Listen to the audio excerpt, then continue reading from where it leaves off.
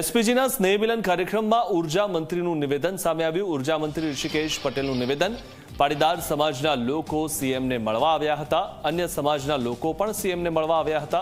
ગુજરાતમાં પ્રેમ લગ્નનો અલગ કાયદો બનાવવાની માંગ કરી હતી। સરકાર આ મુદ્દે વિચારણા કરી રહી છે તે વાતનો ઉલ્લેખ પણ ઉર્જા મંત્રીએ કર્યો। આગામી સમયમાં વિચારણા કરી જે શક્ય તે કાયદા પર કામગીરી કરાશે।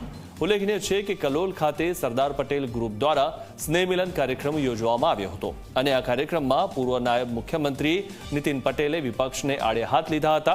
તેમજ કાર્યક્રમમાં ઉર્જા મંત્રી ઋષિકેશ પટેલ પણ ઉપસ્થિત રહ્યા હતા। આ કાર્યક્રમમાં પાટીદાર સમાજના આગેવાનો તેમજ સમાજના લોકો પણ હાજર રહ્યા હતા।